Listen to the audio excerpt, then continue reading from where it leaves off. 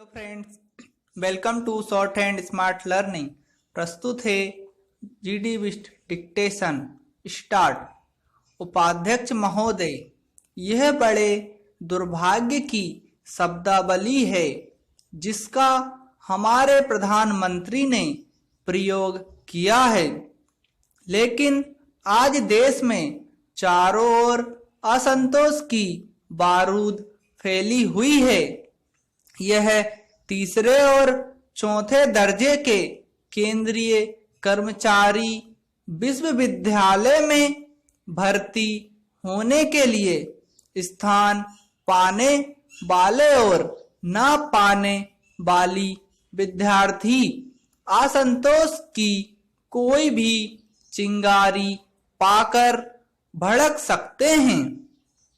आवश्यकता इस बात की है कि हड़ताल हमें एक झटके का काम दे। अगर हड़ताल का स्वागत किया जाए इस दृष्टि से कि उसने हमें एक शॉक ट्रीटमेंट दिया है सारे देश को या सरकार को, और अगर हम इससे लाभ उठा सकें और ऐसी नीतियों का निर्धारण कर सकें कि जिनसे देश में महंगाई न बढ़ने पाए, तो यह सब के लिए अच्छा होगा।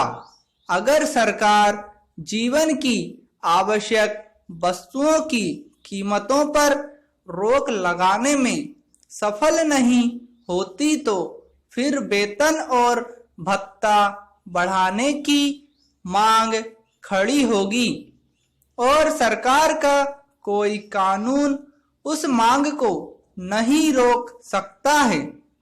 मैं यही जानना चाहता हूं कि सरकार हड़ताल की धमकी के ऊपर ही क्यों काम करती है।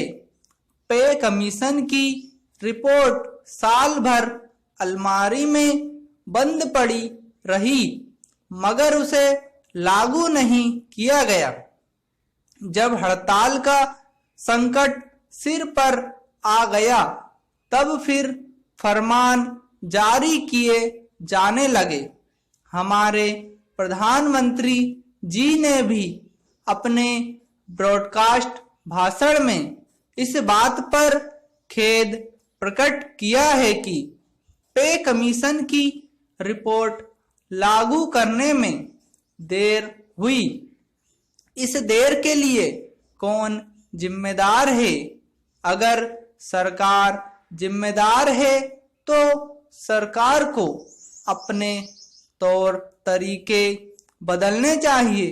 हड़ताल को रोकने के लिए कानून ही बनाने की जरूरत नहीं है। जिन कारणों से हड़ताल होती है उन कारणों को दूर करने की जरूरत है। हड़ताल रोग का कारण नहीं है। हड़ताल तो रोग का प्रकटीकरण है, और अगर कारण दूर किए जाएंगे तो फिर प्रकटीकरण बंद हो सकता है। मेरा निवेदन है कि सरकार इस प्रकार की व्यवस्था करे, इस प्रकार की मशीनरी बनाए जिसमें केंद्रीय कर्मचारियों के साथ अगर मतभेद होते हैं तो मिलकर बैठकर उन पर बातचीत की जाए, उन्हें सुलझा लिया जाए, और अगर मतभेद हो तो उन्हें अनिवार्य फैसले के लिए सौंप दिया जाए।